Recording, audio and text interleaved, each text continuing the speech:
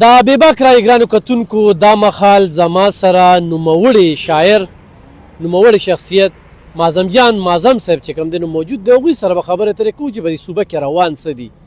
آی روز درنې جلوسونه جلسې بیا ضمني انتخاباتو شو په هر څه کې اوس عوام مسترد کوي خو د هغې باوجود هم دغه خلک روزي د دوی رایې پېخلو چې دوی ورته په کوم نظر ګوري.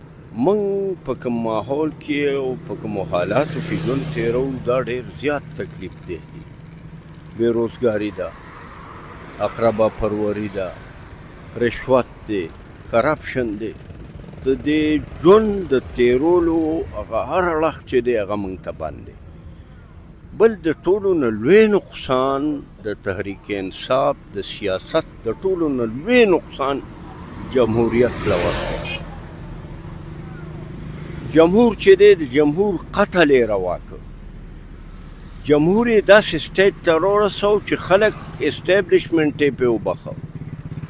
خلک نن دې ته مجبور دي چې د اسټیبلیشمنټ د سوري لاندې ساه والي.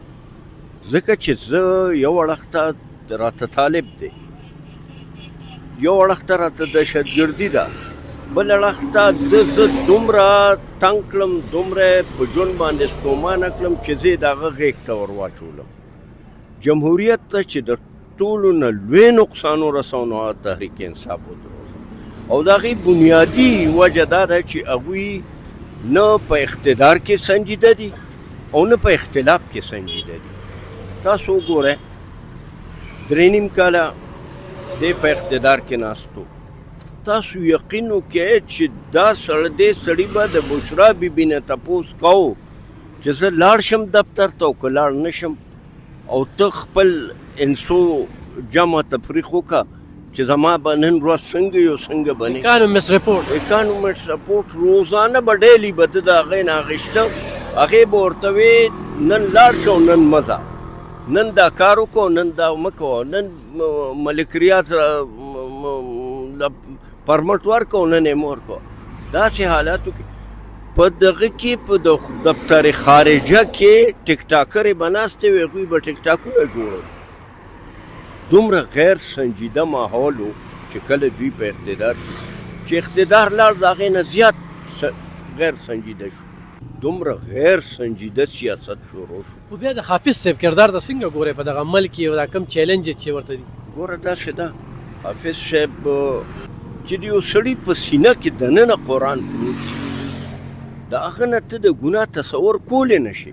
بل په دې وخت کې چې موږ پوج له لاس نه ورکو نو په طالبانو له لاس ورکو. دوه لارې دي موږ ته، یا به طالب اخلو او یا به فوج اخلو. په دې کې به موږ خپل چایس کوو. یا به د طالب سره لار اخلو، سهولتکاري به کوو د هغه، او یا به فوج سره. تحریک انصاف خو دې وخت کې دغه بلې لار خپله بلکل هغه خو سهولتکار دی، سهولتکار و. ما ته یې وی دا چې کومه واقعه وشوه په دې کې په خپله بذات خود عمران انوال دی د اے پی ایس واقع. جاوید هاشمي وایي چې په دغه شپه باندې زه ډېر زیات خراب وم نو د هسپتال په ځای عمران خان ما ته وایي چې بنیګاله ته ولې نه دی، ډاکټر هم شته، نرس هم شته، ستا وی زه په بنیګاله کې وم، وی د شپې 11 بجې وې، د پرویز خټک د وزیر اعلی 3 ګاډي ډبل کیبنې رالې چې پکې طالبان 10 منټه نو تېر چې عمران خان راغی چې ما سره یې دوی ولیدل، د هغه رنګ تک زیړ شو، ډېر عجیبه کیفیت یې.